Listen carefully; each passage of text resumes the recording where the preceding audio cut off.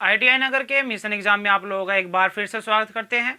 आपको जैसे कि मालूम है हमारा मिशन एग्ज़ाम चला हुआ है स्पेशल फर्स्ट ईयर छात्रों के लिए, जो उनके 15 मार्च से ये जो एग्ज़ाम है वो स्टार्ट हो चुके हैं। और ये साथ में आपको ये भी मालूम है कि जो हमारा मिशन एग्ज़ाम में हम क्वेश्चन करा रहे हैं, आपको उनमें से आपकी जिन जिन छात्रों की परीक्षाएँ हो चुकी है उनको 100% क्वेश्चन मिले हैं मिशन एग्ज़ाम से। तो अगर आपको भी अपना एग्ज़ाम अच्छा बनाना है तो मिशन एग्ज़ाम को अटेंड करें और अपने अच्छे अंक प्राप्त करें। तो जैसे कि हमारा 10 लेक्चर इसमें कंप्लीट हो चुके हैं मिशन एग्ज़ाम में, और 10 लेक्चर के साथ में हमने आपको बोला था कि टोटल हमारे 495 इसमें क्वेश्चन होने वाले हैं, ठीक है ना। 495 हमने आपको बताया था कि हमारी जो मिशन एग्ज़ाम की सीरीज़ है वो 495 क्वेश्चन की है। और जैसे ही आज हमारा ट्रांसफॉर्मर का चैप्टर कंप्लीट हो जाता है, इसके ऑब्जेक्टिव टाइप क्वेश्चन कंप्लीट हो जाते हैं, तो हमारे हो जाते हैं टोटल 395 क्वेश्चन ये हम कर चुके हैं, ठीक है ना। ये मिशन एग्जाम में 395 आज के लेक्चर के साथ में कर चुके होंगे, और बच जाते हैं हमारे 100 क्वेश्चन। 100 क्वेश्चन में हमारा आता है, एक तो आता है हमारा इलेक्ट्रिकल वायरिंग और दूसरा आता है अर्थिंग, ठीक है ना। इसमें 70 क्वेश्चन है और इसमें 30 क्वेश्चन है। तो वैसे हम ये चैप्टर आपको कराएंगे, ये मत सोचना कि हम नहीं कराएंगे। जो जो इम्पोर्टेंट थे हमने ये बीच में इसलिए छोड़ देते हैं, ज़्यादा इम्पोर्टेंट नहीं है। ज़्यादा जो क्वेश्चन पूछे जाते हैं वो इनमें से पूछे जाते हैं, प्रेडिक्टिव हुआ, इल्यूमिनेशन मेजरिंग इंस्ट्रूमेंट और आपका डोमेस्टिक अप्लायंसेज, ट्रांसफार्मर। इसलिए हमने ये बीच में आए थे हमारे चैप्टर, ये हमने छोड़ दिए थे। ये आपको हम कराएंगे, बेचिंत रहिए आप। हम आपको बता रहे हैं कि मिशन एग्जाम के टोटल हमारे 495 क्वेश्चन है। 395 हमारे इसे ट्रांसफार्मर के साथ में हो जाएंगे, बच जाएंगे 100, जिनको हम कराएंगे आपको इन 2 लेक्चर में, ठीक है ना। तो अगर आपको भी अपना अच्छा अंक प्राप्त करने हैं एग्जाम में, तो मिशन एग्जाम को अटेंड करिए, उसके एक एक क्वेश्चन को, एक एक लेक्चर को ज्वाइन करो, अच्छे से उनको रट डालो, एक एक क्वेश्चन को, आपका अच्छा रिजल्ट आने वाला है। 100% की गारंटी हम देते हैं। ITI अगर आपको गारंटी देता है कि 100% आपको इसमें से ही मिलेगा, मिशन एग्जाम में से ही, ठीक है ना। तो बिना किसी देरी के, बिना किसी बकवास के बढ़ते हम आज के फर्स्ट क्वेश्चन की ओर, जो हमारा ट्रांसफार्मर का है। ME 11 लेक्चर है मिशन एग्जाम का, और ट्रांसफार्मर का हमारा ये लेक्चर होने वाला है। तो सबसे पहला क्वेश्चन है हमारा, उच्च आवृत्ति अनुप्रयोग के लिए किस प्रकार के ट्रांसफार्मर का उपयोग किया जाता है। देखिए हाई फ्रिक्वेंसी, जहाँ पे हमें हाई फ्रिक्वेंसी की आवश्यकता होती है, तो वहाँ पे पूछा है कौन से ट्रांसफार्मर का यूज करते हैं, रिंग कोर का, ferrite core, silicon steel core का, या रवा उन्नक कोर ट्रांसफार्मर का। वहाँ पे जहाँ पे हमें हाई फ्रिक्वेंसी रिक्वायरमेंट होती है वहाँ पे हम करते हैं फेराइट कोर ट्रांसफार्मर का। जो राइट आंसर बनता है option B, ferrite core transformer का यूज करते हैं। नेक्स्ट क्वेश्चन में दिया है कि एक आदर्श ट्रांसफार्मर में प्राथमिक वोल्टेज E1 V1 और माध्यमिक वोल्टेज E2 V2 के बीच क्या संबंध है। देखिए जो इसमें शब्द आया है, एक आदर्श ट्रांसफार्मर यानी आइडियल ट्रांसफार्मर। ये जो आइडियल यानी आदर्श ट्रांसफार्मर होता है, आदर्श ट्रांसफार्मर एक हमारी केवल कल्पना है, प्रैक्टिकली ये आपको नहीं देखने को मिलेगा, ये हमारी केवल एक सोच है, एक कल्पना है। इसमें क्या होता है, ना तो कोई लॉसेज होते हैं, ना ही इसमें पावर लॉसेज होते हैं। लॉसेज में क्या आता है हमारा, कॉपर लॉस, कोर लॉस, और पावर लॉस भी नहीं होती है हमारी, ना एनर्जी कंज्यूम होती है। मतलब इसमें कुछ भी लॉसेज नहीं होते। जो इसकी इफिशियंसी होती है, इसकी इफिशियंसी भी 100% होती है, जबकि हमारे वैसे ट्रांसफार्मर की, किसी भी ट्रांसफार्मर की 98% इफिशियंसी होती है। लेकिन ये हमारी कल्पना है, तो इसकी इफिशियंसी भी 100% होती है। अब पूछा है कि जो E1 V1 E2 V2 में संबंध है, E1 हमारा EMF हो गया और V1 हमारा वोल्टेज हो गया। यानी जो प्राथमिक कुंडली में E1 है और V1 है, उसके बीच में संबंध क्या होगा, जब इसमें ना तो कोई लॉस है, इफिशियंसी भी 100% है, तो ये दोनों हमारे बराबर हो गए। उसी प्रकार माध्यमिक सेकेंडरी में पूछा है E2 = V2 हो जाएगा, ठीक है ना। आदर्श ट्रांसफार्मर याद रखना, एफिशिएंसी 100%, लॉसेज नो लॉसेज होता है, और इनका E1 = V1 हो जाता है, E2 = V2 हो जाता है। याद रखना आदर्श ट्रांसफार्मर, आइडियल ट्रांसफार्मर हमारा एक कल्पना है, एक ये हमारी सोच है, बस प्रैक्टिकली नहीं है। तो इसमें राइट आंसर बनेगा ऑप्शन ए, E1 = V1 और E2 = V2।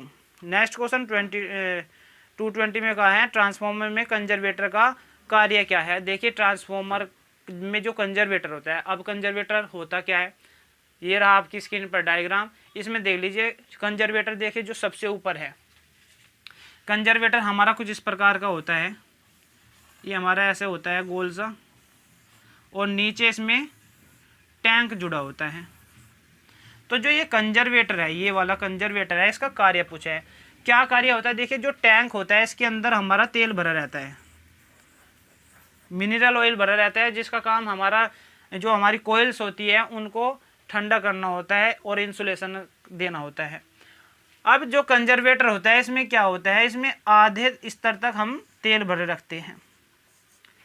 वो क्यों भरे रखते हैं, अगर देखिए टेम्परेचर बढ़ने के कारण, लोड में बढ़ने के कारण इसके जो इसका विस्तार होता है, जो तेल है वो जब टेम्परेचर बढ़ेगा तो फैलेगा, जब फैलेगा तो इसे फैलने के लिए जगह चाहिएगी। तो हमारा क्या होता है, जो ये आधा कंजर्वेटर है, आधा कंजर्वेटर खाली है, तो इसमें ऊपर की तरफ बढ़ जाता है ये, ठीक है, यानी इसको फैलने के लिए जगह मिल गई है।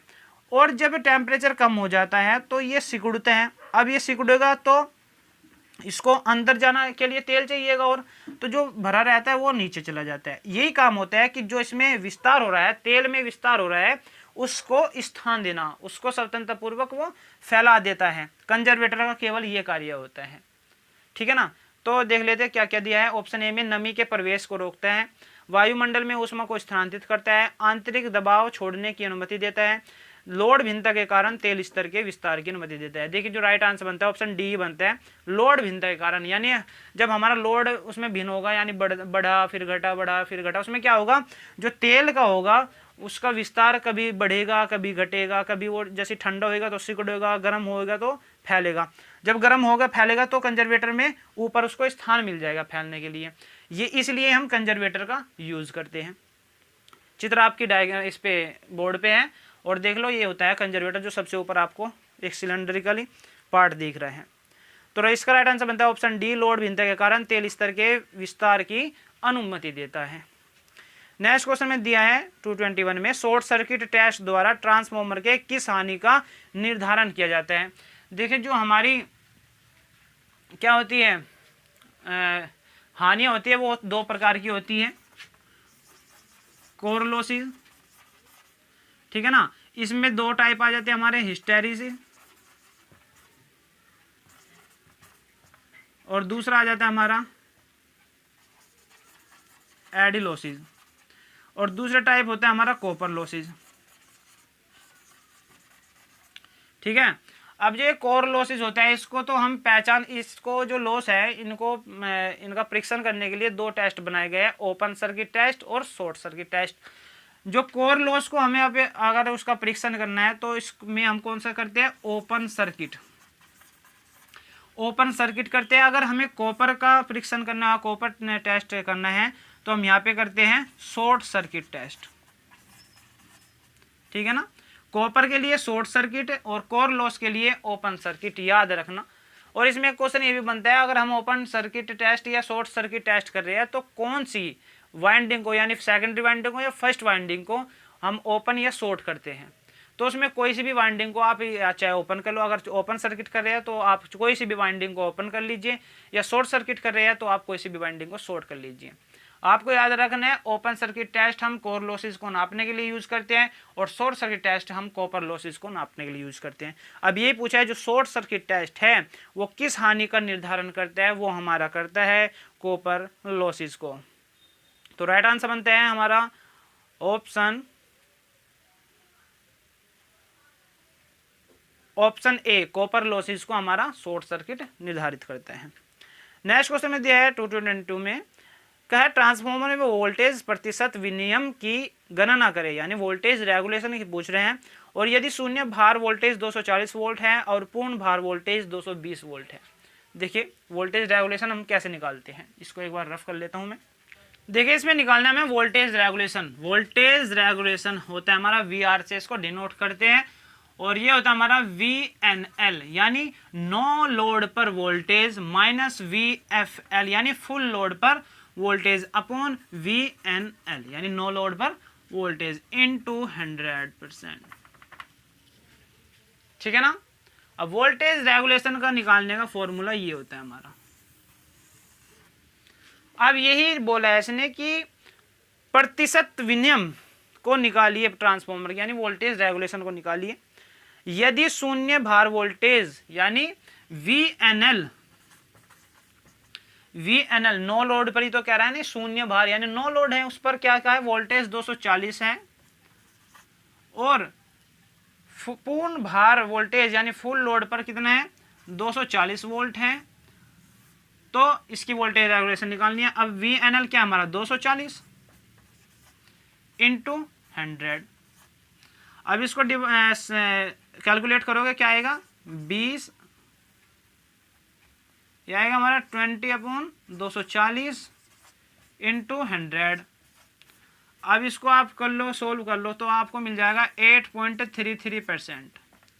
कितना मिलेगा वोल्टेज रेगुलेशन 8.33%। कैलकुलेट करके देख लेना, यही आएगा। तो राइट आंसर बनता है ऑप्शन बी। सीधा फॉर्मूला लगाया, इसमें कुछ नहीं करा हमने, केवल फॉर्मूला लगाया वोल्टेज रेगुलेशन का। नेक्स्ट क्वेश्चन में कहा है कि ट्रांसफॉर्मर में टुकड़े टुकड़े में कोर का उपयोग करने का उद्देश्य क्या है। देखिए आपने पढ़ा भी होगा अपने थ्योरी में कि हम जो कोर का यूज़ करते हैं वो हमें पतली पतली कोर का यूज़ करते हैं, वो क्यों करते हैं। आपने पढ़ा भी होगा जो पतली कोर का यूज़ करते हैं वो हम इसलिए यूज़ करते हैं ताकि जो उसमें एडी करंट लॉसेज हैं वो कम हो सके। क्यों करते हैं, कम हो सके एडी करंट लॉसेज, इसलिए हम पतली पतली कोर का यूज़ करते हैं। और दूसरा होता है हमारा हिस्टेरेसिस लॉसेज, उसको कम करने के लिए हम उसमें यूज़ करते हैं सिलिकॉन स्टील का। किसका करते हैं, सिलिकॉन स्टील का यूज़ करते हैं। क्यों, क्योंकि इनका जो हिस्टेरेसिस स्थिरांक होता है सिलिकॉन स्टील का जो हिस्टेरेसिस स्थिरांक होता है वो होता है 0.001, जो कि सबसे कम होता है, इसलिए हम सिलिकॉन स्टील का यूज़ करते हैं। क्वेश्चन बनेगा कि जैसे यहाँ पे पूछा है कि जो हमारी छोटे छोटे टुकड़ों में हम कोर यूज़ करते हैं वो क्यों यूज़ करते हैं, उसका कारण ये है कि एडी करंट लॉसेस को कम करने के लिए। और दूसरा पूछेगा सिलिकॉन स्टील की कोर यूज क्यों करते हैं, वो इसलिए यूज करते हैं क्योंकि हिस्टेरेसिस स्थिरांक इसका सबसे कम होता है, इसलिए हम हिस्टेरेसिस लॉसेस को कम करने के लिए सिलिकॉन स्टील का यूज़ करते हैं। यहाँ पे पूछा है कि टुकड़े टुकड़े में कोर का उपयोग क्यों करते हैं, इसका इसलिए यूज करते हैं ताकि जो हमारी एडी धारा लॉसेज है वो कम हो सके। राइट आंसर बनता है ऑप्शन डी, भंवर धारा हानि को कम करने के लिए। नेक्स्ट क्वेश्चन में दिया है 224 में, ट्रांसफॉर्मर की शीतलन विधि क्या है। ट्रांसफॉर्मर की शीतलन विधि पूछा है कौन सी है। देख शीतलन विधि 4 प्रकार की होती है। पहली होती है हमारी प्राकृतिक वायु से, दूसरी होती है हमारी प्राकृतिक तेल से, और तीसरी होती है हमारी जल द्वारा, और चौथी होती है हमारी वायु ब्लास्ट से। ठीक है ना। प्राकृतिक वायु में तो हमें देखने को मिलेगा ये हमारा ट्रांसफॉर्मर है तो कुछ इस प्रकार के ऐसे मिलेगी जैसे आपके कूलर की खिड़कियों में होता है ना, तो उस प्रकार का मिलेगा। प्राकृतिक तेल में आपको तेल भरा रहता है इसमें, ये जो आपकी देखिए स्क्रीन पर है ना डायग्राम, ये यहाँ पे पाइप लगे होते हैं, इसके माध्यम से ये तेल ऊपर नीचे होता रहता है। देख कैसे होता है, इसमें बता देता हूँ मैं डिटेल में। ये हमारा कंटेनर है, इसमें तेल भरा है यहाँ पे, ठीक है ना। ये कौन सी विधि है, प्राकृतिक तेल विधि है, जो सा क्वेश्चन में पूछा गया है। अब इसमें यहाँ पे पाइप लगे होते हैं,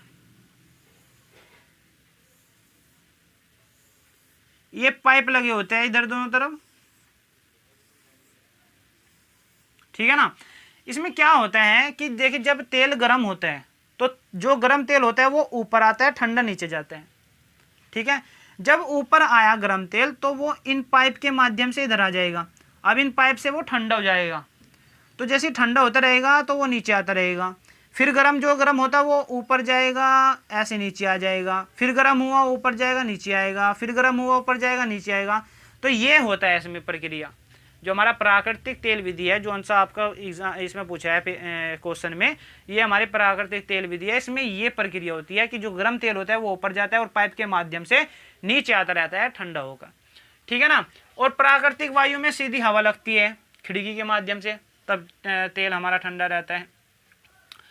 और तीसरा है हमारा जल द्वारा। जल द्वारा में क्या होता है, जो हमारी जल वाली विधि होती है इसमें ये होता है, देखिए तेल है इसमें हमारा, ये हमारा तेल भरा हुआ है, इसमें पाइप होता है, ऐसे घूमकर पाइप लगा रहता है, ठीक है ना। इधर से हम ठंडा पानी डालते हैं और जब पानी इसमें घूमता है तो वो पानी इसकी हीट को एब्जॉर्ब कर लेता है, अपने अंदर समाहित कर लेता है, फिर वो गर्म होकर पानी इधर निकल जाता है, इधर गर्म पानी निकल जाता है, ठीक है ना। पानी छोड़ते हैं इधर से और जो इसकी हीट है वो एब्जॉर्ब कर लेता है अपना, ये होता है हमारा जल द्वारा। वायु ब्लास्ट में क्या होता है, हमारी जो वायु ब्लास्ट के ट्रांसफॉर्मर होते हैं कुछ उनकी प्रकार, जो उनकी संरचनाएं होती है वो इसी प्रकार बनाई जाती है कि उसमें हवा का ब्लास्ट दे सके। इधर से भी ब्लास्ट दिया जाता है हवा का, पंखे के माध्यम से, बड़े बड़े पंखों के माध्यम से, और ऐसे हवा दी जाती है वो ऐसे निकल जाती है इनमें से, इससे ठंडा होता है, ठीक है ना। चारों विधि आपको समझ में आएगी। अब पूछा है कि जो डायग्राम आपकी इस पे है क्वेश्चन पे, पूछा है ये विधि कौन सी है, ये हमारी है प्राकृतिक तेल विधि। राइट आंसर बनता है ऑप्शन ए, प्राकृतिक तेल ठंडा, तेल प्राकृतिक ठंडा, राइट आंसर बनता है ऑप्शन ए। नेक्स्ट क्वेश्चन में दिया है ट्रांसफॉर्मर से अधिकतम दक्षता प्राप्त करने के लिए क्या शर्त है। देखिए अगर हमें इफिशियंसी उसकी अधिक चाहिए ट्रांसफॉर्मर की तो क्या शर्त उस पर लागू होती है, वो शर्त ये होती है जो उसमें दो लॉस होते हैं, कॉपर लॉस और कोर लॉस। तो अगर हमें एफिशिएंसी ज़्यादा चाहिए तो हमें दोनों हानियों को बराबर रखना होगा, कॉपर लॉसेस को भी और कोर लॉसेस को भी। अगर ये दोनों बराबर होगी तो हमारी एफिशिएंसी अधिक होगी। तो राइट आंसर बनता है ऑप्शन सी, कॉपर हानि, कॉपर लॉसेस और आयरन लॉसेस हमारे बराबर होने चाहिए। नेक्स्ट क्वेश्चन में कहा है ट्रांसफॉर्मर में बुकोल्स रिले के शीर्ष फ्लोट स्विच का क्या कार्य होते हैं। देखिए जो ट्रांसफॉर्मर में बुकोल्स रिले यूज की जाती है वो इसलिए यूज की जाती है ताकि हम अपने ट्रांसफॉर्मर को अति भार या शॉर्ट सर्किट से बचा सके, यानी ओवरलोडिंग और शॉर्ट सर्किट से बचाने के लिए बुकोल्स रिले का यूज करते हैं, ठीक है ना। तो जो उसमें ट्रांसफॉर्मर में बुकोल्स होती है उसका फ्लोट स्विच होता है, उसका पूछा है क्या काम होता है। वो क्या करता है, जब हमारा उसमें ओवरलोड हो जाता है तो उस स्थिति में उसको सक्रिय कर देता है बुकोल्स रूलों को। तो राइट आंसर बनता है ऑप्शन बी, अति भार की स्थिति में सक्रिय कर देता है। राइट आंसर बनता है ऑप्शन बी। नेक्स्ट क्वेश्चन में कहा है वर्तमान ट्रांसफॉर्मर का कोर कम प्रतिघात और कम कोर हानि क्यों कर रहा है। देखिए वर्तमान ट्रांसफॉर्मर का मतलब है यहाँ पे करंट ट्रांसफॉर्मर। आपको मैंने इंस्ट्रूमेंट वाले चैप्टर में बताया था जो करंट ट्रांसफॉर्मर होता है, पोटेंशियल ट्रांसफॉर्मर होता है, ये हमारे इंस्ट्रूमेंट टाइप में आते हैं। किसके आते हैं, इंस्ट्रूमेंट टाइप ट्रांसफॉर्मर में आते हैं। अब जो सीटी होता है वो करंट को मापता है और पीटी हमारा पोटेंशियल यानी विभव को मापता है। पूछा है जो उसकी कोर होती है वो कम प्रतिघात यानी लो इंपीडेंस रखती है और कम कोर हानियां रखती है, यानी जो कोर लॉसेज है वो कम रखती है।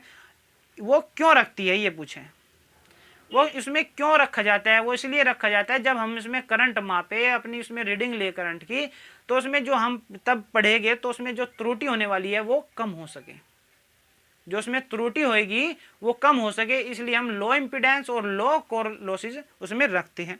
तो राइट आंसर बनता है ऑप्शन डी, पढ़ने में त्रुटि को कम करने के लिए। नेक्स्ट क्वेश्चन में कहा है विभव ट्रांसफॉर्मर को पढ़ने में त्रुटि को कैसे कम किया जा सकता है। देखिए अगर पूछे कि करंट ट्रांसफॉर्मर में पढ़ने की त्रुटि को कैसे कम किया जाएगा तो वहां पे हम क्या लिखेंगे, उसका कम इंपीडेंस रखा जाएगा और कम कोर लॉसेज रखा जाएगा, तभी हमारा करंट ट्रांसफॉर्मर पढ़ने के समय त्रुटि कम देगा। अब पूछा है जो पोटेंशियल ट्रांसफॉर्मर होता है, पीटी होता है, उसकी पढ़ने की त्रुटि को कैसे कम कर सकते हैं। ऑप्शन ए में दिया पटलित कोर का उपयोग करके, और ऑप्शन बी में दिया है लंबा चुंबकीय पथ प्रदान करके, उच्च प्रभाव घनत्व सामग्री का उपयोग करके, और डी में दिया है अच्छी गुणवत्ता वाली कोर सामग्री का प्रदान। अगर हम उसमें अच्छी गुणवत्ता वाली सामग्री की कोर यूज करेंगे तो हम पोटेंशियल ट्रांसफॉर्मर में जब हम उसमें पढ़ेंगे रीडिंग तो उसमें त्रुटि को कम कर सकते हैं अच्छी कोर का यूज करके, जो अच्छी सामग्री वाली है। तो राइट आंसर बनता है ऑप्शन डी, अच्छी गुणवत्ता वाली कोर सामग्री का प्रदान करें। नेक्स्ट क्वेश्चन में कहा है कि लोड ऑफ टैप बदलने के ऑपरेशन से पहले लोड क्यों काट दिए जाते हैं। देखिए लोड ऑफ लोड टैप, एक होता है हमारा ऑन लोड टैप ऑपरेशन, दूसरा होता है हमारा ऑफ लोड टैप ऑपरेशन। अब जो ऑफ लोड टैप ऑपरेशन है उसमें पूछा है कि हम लोड को क्यों काट देते हैं। देखिए जो ट्रांसफॉर्मर होता है उसमें एक रोटरी टाइप स्विच होता है, वो हमारा लोड को समायोजित करता है कि हमें अधिक लोड चाहिए तो उसको ऊपर घुमा दे, कम चाहिए तो और कम कर दीजिए उसकी रेटिंग के हिसाब से। तो वो पूछा है कि जब हम उसको परिवर्तन कर रहे हैं, उसकी वोल्टेज दर को परिवर्तन कर रहे हैं, तब हम लोड को क्यों हटा देते हैं, लोड को क्यों काट देते हैं। वो इसलिए काटते हैं, आप ही देखिए, थोड़ा माइंड से सोचिए, प्रैक्टिकली सोचिए। जब हम लोड को वोल्टेज को बदल रहे हैं, वोल्टेज को बढ़ा रहे हैं, घटा रहे हैं, तो जो उसके संयोजन है लोड के, वहाँ पे भारी स्पार्किंग होगी नहीं होगी। अगर हमें वोल्टेज बढ़ा रहे हैं और लोड पर स्पार्किंग होगी नहीं होगी। तो इसलिए हम ऑफ लोड टैप ऑपरेशन में लोड को पहले काट देते हैं, फिर हम अपना वोल्टेज को बदलते हैं। तो इसमें पूछा है ऑफ लोड टैप बदलने के ऑपरेशन से पहले लोड क्यों काट दिया जाता है। राइट आंसर बनता है इसका ऑप्शन सी, संपर्क बिंदुओं पर भारी स्पार्किंग बचने से लिए, यानी to avoid heavy sparking at the contact point. संपर्क बिंदुओं पर भारी स्पार्किंग से बचने के लिए लोड को हम काट देते हैं। नेक्स्ट क्वेश्चन में दिया है 230 में, पावर ट्रांसफॉर्मर में भाग का नाम क्या है। देखिए ये भाग बताना है, ये ट्रांसफॉर्मर का एक पार्ट है और बताना है इसका नाम क्या है। इसका नाम है बुकोल्ज रिले। क्या है? बुकोल्ज रिले। याद रखना आपको, बुकोल्ज रिले, और आपके ये एग्जाम में पूछा गया है। यहां से पता लगता है कि ये क्वेश्चन हमारा इंपॉर्टेंट है। तो क्या नाम है इसका? बुकोल्ज रिले है। कार्य हमने आपको पहले ही बता दिया, इसका कार्य होता है ट्रांसफार्मर को अति भार या शॉर्ट सर्किट या लघु परिपथ की स्थिति में उसको बचाना, उस स्थिति में यह एक्टिवेट होकर बंद कर देता है ट्रांसफार्मर को। नेक्स्ट क्वेश्चन में 231 में कहा है, दो ट्रांसफार्मर के समांतर संचालन के लिए कौन सी स्थिति बिल्कुल आवश्यक है। देखिए एक ऑपरेशन होता है हमारा parallel operation, parallel transformer operation होता है। उसमें पूछा है कि कौन सी स्थिति बिल्कुल आवश्यक है। पढ़ लेते हैं। ऑप्शन ए में कहा है भार की प्रकृति, भार की कुछ भी प्रकृति हो उस पर कोई डिपेंड नहीं करेगा। बी में कहा है शीतलन प्रकार, शीतलन प्रकार भी ट्रांसफार्मर का कोई हो उस पर कोई डिपेंड नहीं करेगा वो। सी में कहा है कला अनुक्रम, फेज सीक्वेंस। जी हाँ, अगर हम पैरेलल ऑपरेशन कर रहे हैं तो उसमें दोनों ट्रांसफार्मर का फेज सीक्वेंस समान होना चाहिए। ठीक है ना? क्या होना चाहिए? फेज सीक्वेंस समान होना चाहिए, तभी पैरेलल ऑपरेशन हमारा काम करेगा। डी में कहा है इस्तेमाल कुल चालक की श्रेणी। नो। राइट आंसर बनता है ऑप्शन सी, फेज सीक्वेंस हमारा समान होना चाहिए पैरेलल ऑपरेशन में दोनों ट्रांसफार्मर का। नेक्स्ट क्वेश्चन में कहा है 232, बड़े ट्रांसफार्मर में तांबे के नुकसान को कम करने के लिए किस निर्माण तकनीक का उपयोग किया जाता है। तांबे के नुकसान को पूछ रहा है ये, कॉपर लॉसेस नहीं पूछ रहा है, ये पूछ रहा है तांबा का नुकसान से बचना है। यानी जो उसमें तांबा लग रहा है, उसमें जो वाइंडिंग हो रही है वो तांबे की होती है। अब उसको हमें कम करना है कि हमारा जो तांबा है वो कम लगे। तो हम उस स्थिति में क्या करते हैं, उसके नुकसान को बचाने के लिए हम, आपने देखा होगा अगर हमारा ट्रांसफार्मर है तो उसमें, ये हमारा ट्रांसफार्मर है, इसमें 3 फेज ट्रांसफार्मर है। अब ये हमारी कोर है। आप देखना कहीं पे प्रैक्टिकली जाके जहाँ पे ट्रांसफार्मर बनते होंगे वहाँ पे क्या होता है, छोटी छोटी कॉइल बनाई दी जाती है।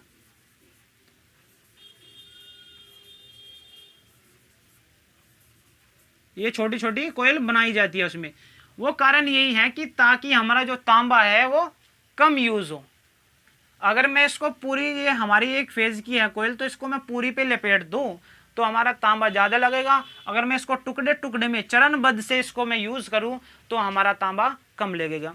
यही पूछा है कि तांबे के नुकसान को। यहाँ पे बच्चे क्या सोचते हैं कि कॉपर लॉसेस पूछ रहे हैं, और लगाते क्या है कि कॉपर लॉसेस को तो हम कॉपर से शॉर्ट सर्किट टेस्ट से पहचानते हैं। यहाँ पे उसके नुकसान को बताना है कैसे कम कर सकते हैं। तो राइट आंसर बनता है ऑप्शन डी, चरणबद्ध कोर व्यवस्था का उपयोग करके हम तांबे के नुकसान को कम कर सकते हैं। नेक्स्ट क्वेश्चन 233 में कहा है ट्रांसफार्मर का नाम क्या है। देखिए ट्रांसफार्मर पहचानिए जो आपकी स्क्रीन पर है।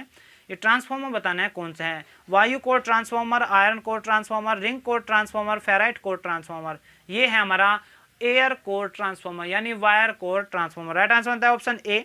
नेक्स्ट क्वेश्चन में दिया है उच्च वोल्टेज प्रतिष्ठानों को मापने के लिए किस ट्रांसफार्मर का उपयोग किया जाता है। हाई वोल्टेज इंस्टॉलेशन को मापना है तो कौन से ट्रांसफार्मर का यूज करते हैं। देखिए अगर होता है यहाँ पे धारा को मापता तो हम यूज करते हैं सीटी यानी करंट ट्रांसफार्मर का। यहाँ पे नाप रहा है हाई वोल्टेज को तो हम यूज करेंगे पोटेंशियल ट्रांसफार्मर का यानी पीटी का। राइट आंसर बनता है ऑप्शन सी। नेक्स्ट क्वेश्चन में कहा है 235 में, पावर ट्रांसफार्मर पर लगे हुए ब्रेदर में नमी को कैसे नियंत्रित किया जाता है। देखिए ब्रीदर क्या होता है, जैसे कंजर्वेटर आया था हमारा पहला क्वेश्चन। कंजर्वेटर एक हमारा ट्रांसफार्मर का प्रकार था जो इस पर एक ऐसे सिलेंड्रिकली टाइप का लगा होता है जो हमारा इसके विस्तार को स्थान देता है फैलाने के लिए तेल को। तो वो भी हमारा कंजर्वेटर इसका पार्ट था ट्रांसफार्मर का। अब है हमारा ब्रीदर। ब्रीदर का पूछा है क्या काम होता है। ब्रीदर भी एक पार्ट है ट्रांसफार्मर का। ब्रीदर आपकी स्क्रीन पर ये रहा, ये होता है ब्रीदर। इसमें हम सिलिका जेल का यूज करते हैं। वो क्यों यूज करते हैं पहले तो बात कर देते हैं, ब्रीदर क्यों यूज करते हैं इसमें ट्रांसफार्मर में। जो तेल में नमी जाती है हमारी, उससे बचने के लिए ब्रीदर का यूज करते हैं। अब ब्रीदर में नमी को कैसे रोका जाता है, इस ब्रीदर में हम यूज करते हैं सिलिका जेली का। किसका करते हैं, सिलिका जेली का यूज करते हैं, जो सफेद रंग की होती है और नमी सोखने बाद में गुलाबी या आसमानी रंग की हो जाती है। क्वेश्चन आता है इस पे कि सिलिका हमारी नमी सोखने के बाद में कैसे रंग की हो जाती है, और आपको कहीं पे मिलेगा गुलाबी, कहीं पे मिलेगा आसमानी नीला, दोनों साथ में नहीं मिलेंगे, जहाँ पे एक मिलेगा वहां पे लगा देना। और पूछ लिया जाए कि नमी सोखने से पहले क्या रंग होता है सिलिका जेल का, वो होता है सफेद। ठीक है, अब क्वेश्चन ये पूछा है कि ब्रीदर में नमी को कैसे नियंत्रित किया जाता है। वो किया जाता है सिलिका जेल का उपयोग करके। राइट आंसर होता है ऑप्शन ए। ब्रीदर हमारा ये होता है जो आपकी स्क्रीन पर है। नेक्स्ट क्वेश्चन में कहा है 236 में, ट्रांसफार्मर पर ओपन सर्किट परीक्षण द्वारा किस शक्ति हानि का आकलन किया जाता है।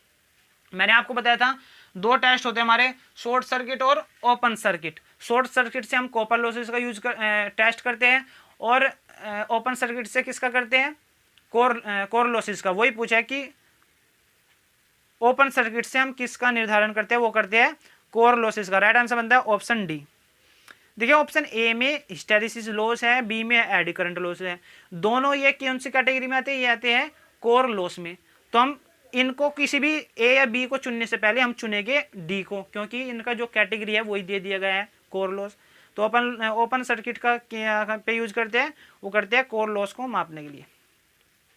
नेक्स्ट क्वेश्चन में दिया है 237 में, ट्रांसफार्मर के तेल के क्रैकल टेस्ट में किसका निर्धारण होता है। क्रैकल टेस्ट, देखिए एक मिनट रुकिए, मैं इसको सब कर देता हूँ। देखिए 4 टेस्ट होते हैं हमारे।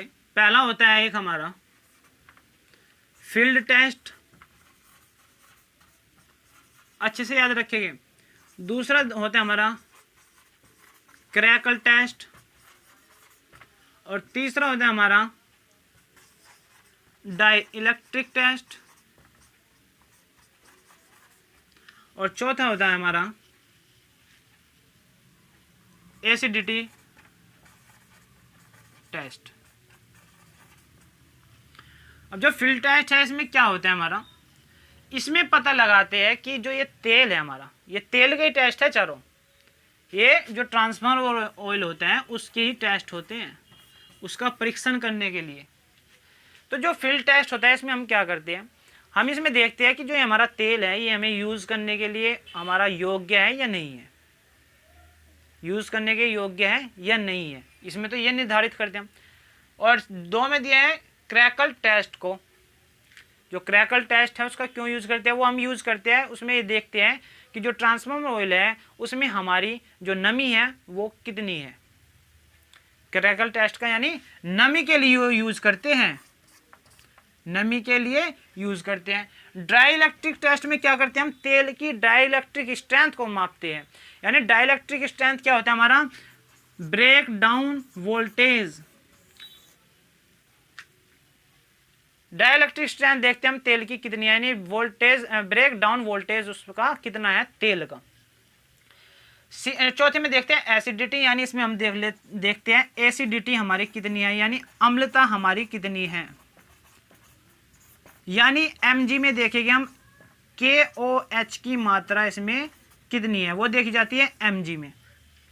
पहला जो फील्ड टेस्ट है इसमें तो हम योग्यता देखते हैं कि हमारा जो ये ट्रांसफार्मर ऑयल है ये यूज करने योग्य है नहीं है। क्रैकल टेस्ट में हम उसका नमी का निर्धारण करते हैं, डाइइलेक्ट्रिक टेस्ट में हम उसका ब्रेक डाउन वोल्टेज यानी डाइइलेक्ट्रिक स्ट्रेंथ के निर्धारण करते हैं, और एसिडिटी टेस्ट में हम करते हैं उसके अम्लता का यानी KOH कितने mg है। तो यहाँ पे पूछा है जो क्रैकल टेस्ट है उसमें किसका निर्धारण करते हैं, उसमें करते हैं हम नमी का निर्धारण करते हैं। राइट आंसर बनता है ऑप्शन बी, मॉइस्चर यानी नमी। नेक्स्ट क्वेश्चन में कहा है 238 में, पावर ट्रांसफार्मर का कोर बनाने के लिए किस सामग्री का उपयोग किया जाता है। देखिए पावर ट्रांसफार्मर में पूछा है, अगर पूछता कि वैसा हमारा पावर ट्रांसफार्मर नहीं है, नॉर्मल ट्रांसफार्मर है, तो कौन सी कोर का यूज करते हैं, उसमें करते हैं हम सिलिकॉन स्टील का। वैसे आपको यहाँ पे भी सिलिकॉन स्टील नहीं मिल रहा है, वैसे आपको यहाँ पे भी सिलिकॉन स्टील नहीं मिल रहा है। तो ऐसी सिचुएशन में जो हमारा पावर ट्रांसफार्मर होता है हम वहाँ पे यूज करते हैं जो ऑप्शन डी में दिया है, cold rolled grain oriented steel का। किसका? Cold rolled grain oriented steel का। राइट आंसर बनता है ऑप्शन डी। वैसे आपको इसके साथ में सिलिकॉन स्टील नहीं मिलेगा। नेक्स्ट क्वेश्चन में कहा है 239 में कि ट्रांसफार्मर का नाम क्या है। देखिए ये ट्रांसफार्मर दिया, इसका नाम बताना है, कौन क्या नाम है इसका। इसका है हमारा कोर प्रकार ट्रांसफार्मर। क्या है? कोर प्रकार ट्रांसफार्मर। बी में दिया है कोर प्रकार ट्रांसफार्मर। जो ऑप्शन डी ए में दिया है ऑटो ट्रांसफार्मर। ऑटो ट्रांसफार्मर हमारा ऐसा होता है, देखिए उसमें एक ही वाइंडिंग होती है, एक ही वाइंडिंग होती है। यहाँ पे हमारा इनपुट है और ये होता है हमारा आउटपुट। एक ही वाइंडिंग से हमारी दोनों काम कर देता है। ये होता है हमारा ऑटो ट्रांसफार्मर, ठीक है ना। कोर टाइप ट्रांसफार्मर यही है हमारा, जो सा आपका इसमें क्वेश्चन में पूछा है। और सेल प्रकार का क्या होता है हमारा, इसमें हमारी जैसे यहाँ पे हमारी फर्स्ट वाइंडिंग है, प्राइमरी वाइंडिंग है, तो इसके ऊपर ही दूसरी वाइंडिंग चढ़ी होती है, ये होता है हमारा सेल टाइप। और जो ये आपको क्वेश्चन में पूछा है ये कौन सा है, ये हमारा कोर टाइप ट्रांसफार्मर। ये ऐसा है ना, ये है हमारा कोर टाइप ट्रांसफार्मर। ये फर्स्ट प्राइमरी वाइंडिंग है, ये हमारी सेकेंडरी वाइंडिंग है। तो ये हमारा है core type transformer. Right answer बनता है ऑप्शन बी। नेक्स्ट क्वेश्चन में दिया है 240 में, पावर ट्रांसफार्मर में विस्फोट वेंट प्रदान करने का उद्देश्य क्या है। पहले देखिए ये पार्ट बता रहा हूँ आपको। पहले आया था हमारा कंजर्वेटर। कंजर्वेटर भी हमारा एक प्रकार था, एक पार्ट था उसका ट्रांसफार्मर का। दूसरा है हमारा ब्रीदर, ब्रीदर भी उसका पार्ट था। तीसरा है हमारा बुकोल्स रिले, बुकोल्स रिले भी पार्ट था उसका। और उनके तीनों के हमने कार्य आपको बता दिए। अब पूछा है जो विस्फोट वेंट है हमारे, एक्सप्लोजन वेंट है, उसका क्या कार्य होता है। डायग्राम आपकी स्क्रीन पर है, जो आपको देखिए ये दिख रहा है, ये हमारा क्या होता है, एक्सप्लोजन वेंट होता है। इसका कार्य पूछा क्या होता है, देखिए क्या कार्य क्या होता है इसका। ये हमारा ट्रांसफार्मर है यहाँ पे, ठीक है, इसमें यहाँ पे तेल भरा होता है। फिर इसमें हम ऊपर लगाते हैं कंजर्वेटर। कंजर्वेटर हमने आपको बताया था क्यों लगाते हैं, वो इसलिए लगाते हैं ताकि जो इसमें विस्तार हो रहा है लोड बढ़ने के कारण, तापमान बढ़ने के कारण तेल में, वो उसको विस्तार करने में आसानी से जगह दे सके। अब यहाँ पे हमारा देखिए जो आपको डायग्राम में दिख रहा है, यहाँ पे होता है हमारा एक वेंट प्लग होता है। आपने देखा भी होगा प्रैक्टिकली कहीं पे ट्रांसफार्मर में, ये आपने देखा होगा वेंट प्लग। ये इसलिए यूज होता है कि बाई चांस इतना टेम्परेचर बढ़ जाए कि जो हमारा कंजर्वेटर है ये भी फुल हो जाए। बाई चांस इतना टेम्परेचर बढ़ जाए कि जो कंजर्वेटर है वो भी हमारा फुल हो जाए, तो उस स्थिति में हमारा क्या होगा, तेल कहाँ जाएगा, तो वो तेल इसके माध्यम से बाहर निकल जाता है। यानी जो इसमें दबाव पड़ा है तेल के कारण उसको बाहर छोड़ता है। तो ऑप्शन ए में कहा है हवा छोड़ने के लिए, बी में कहा है ऊष्मा छोड़ने के लिए, सी में दबाव छोड़ने के लिए, और डी में नमी छोड़ने के लिए। इसका हम यूज इसलिए करते हैं जो उसमें दबाव होता है उसको छोड़ने के लिए। हम आपको बता दिए कि किस स्थिति में यूज करेंगे, जब हमारा इसमें कंजर्वेटर भी फुल हो जाएगा, तब हमारा वेंट प्लग के माध्यम से तेल को बाहर निकालेगा। तो राइट आंसर मतलब ऑप्शन सी, दबाव छोड़ने के लिए हम वेंट एक्सप्लोजन वेंट का यूज करते हैं। नेक्स्ट क्वेश्चन में कहा है बिजली ट्रांसफार्मर में बुकोल्स रिले का क्या कार्य है। देखिए जो ट्रांसफार्मर में बुकोल्स रिले हमने आपको पीछे दिखाया था, डायग्राम आया था, क्वेश्चन में पूछा था आपको और आपका एग्जाम में भी आया था। और बुकोल्स रिले का कार्य पूछा क्या है, वो कार्य होता है हमारा ओवरलोडिंग और शॉर्ट सर्किट से बचाना। राइट आंसर बनते हैं ऑप्शन डी, अतिभार और लघु फतन दोनों से बचाना, यानी सुरक्षा करना उससे। नेक्स्ट क्वेश्चन 242 में कहा है कि क्यों विभव ट्रांसफार्मर का प्राथमिक पतली तथा और बड़ी संख्या में घुमावों के साथ कुंडलित किया जाता है। जो विभव ट्रांसफार्मर है उसकी जो प्राथमिक कुंडली है उसको पूछा है कि पतली तार और घुमावों के स्थान कुंडलित किया जाता है। जो उसके तार है उसको पतला और घुमावों संख्या ज़्यादा यूज की जाती है। पीटी यानी पोटेंशियल ट्रांसफार्मर में पूछा है क्यों यूज की जाती है, वो इसलिए यूज की जाती है जो उसमें प्रेरण है वो ज़्यादा बन सके। राइट आंसर बनता है ऑप्शन ए, उच्च प्रेरण देने के लिए हम उसमें ट्रांसफार्मर की जो प्राथमिक वाइंडिंग है उसे पतली और ज्यादा फेरों वाली बनाते हैं। नेक्स्ट क्वेश्चन है हमारा 243 में कहा है वितरण ट्रांसफार्मर सामान्य रूप से डेल्टा में प्राथमिक और स्टार में द्वितीयक के रूप में क्यों होता है। यानी जो हमारा डिस्ट्रीब्यूशन ट्रांसफार्मर है उसमें पूछा है जो प्राथमिक वाइंडिंग होती है वो हमारी डेल्टा में और सेकेंडरी वाइंडिंग स्टार में क्यों बनाई जाती है। जो हमारी प्राथमिक वाइंडिंग है यानी प्राइमरी वाइंडिंग है वो किस में हमारी डेल्टा में, और जो सेकेंडरी वाइंडिंग है वो किस में हमारी, वो है स्टार में। पूछा है ऐसा क्यों बनाया जाता है, वो हम इसीलिए यूज करते हैं क्योंकि स्टार में हमें न्यूट्रल मिल जाता है जिसके कारण हम 3 फेज 4 तार वाली प्रणाली का आसानी से इस्तेमाल कर सकते हैं। यानी 3 फेज हो गया हमारा आर वाई बी, ये हो गया न्यूट्रल, यानी 3 फेज 3 कला और 4 तार वाली प्रणाली का आसानी से वितरण कर सकते हैं। उसमें हम आसानी से वितरण कर सकते हैं कि भाई कुछ लोड हमने इन दोनों पे दे दिया फेस पे, कुछ इस पे दे दिया, इसलिए हम इसका जो हमारा वितरण ट्रांसफार्मर होता है उसमें हम स्टार संयोजन का यूज करते हैं सेकेंडरी वाइंडिंग। तो राइट आंसर बनता है ऑप्शन डी, 3 कला 4 तार प्रणाली के आसान वितरण के लिए हम जो सेकेंडरी वाइंडिंग है हमारे डिस्ट्रीब्यूशन ट्रांसफार्मर में उसका स्टार में संयोजन करते हैं। नेक्स्ट क्वेश्चन में दिया है 244 में कहा है आदर्श 2 वाइंडिंग ट्रांसफार्मर में किस प्रकार का ईएमएफ प्रेरित होता है।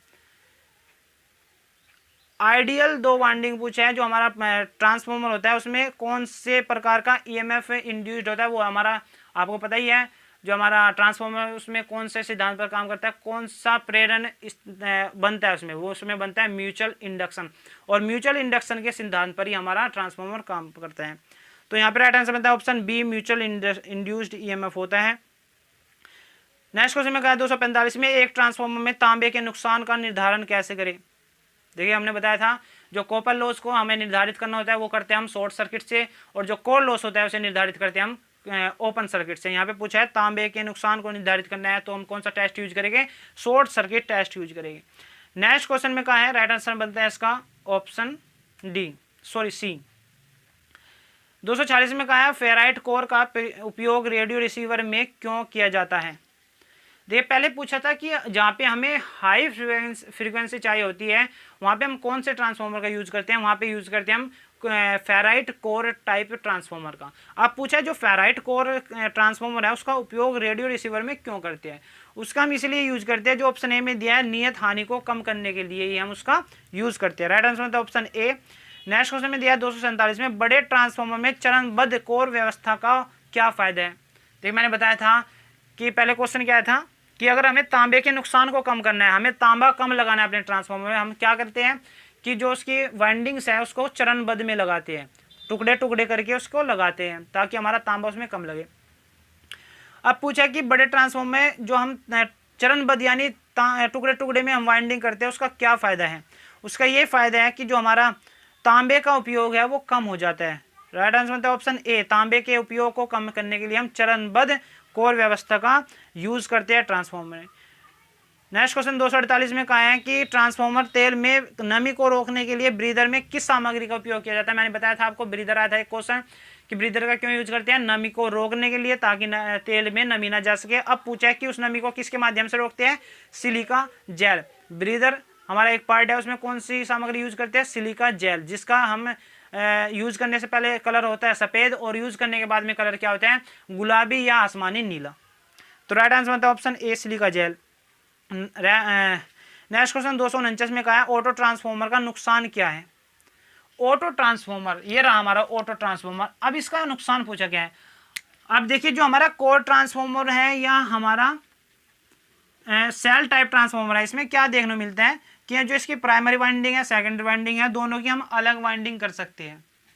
लेकिन जो हमारा ऑटो ट्रांसफार्मर है इसमें हमें केवल एक ही वाइंडिंग से काम चलाना होता है, इसमें हम दूसरी जो सेकेंडरी वाइंडिंग है उसको अलग नहीं कर सकते। यही इसका सबसे ज़्यादा डिसएडवांटेज है, ये इसका नुकसान है। तो ये पूछा है ऑटो ट्रांसफार्मर का नुकसान क्या है।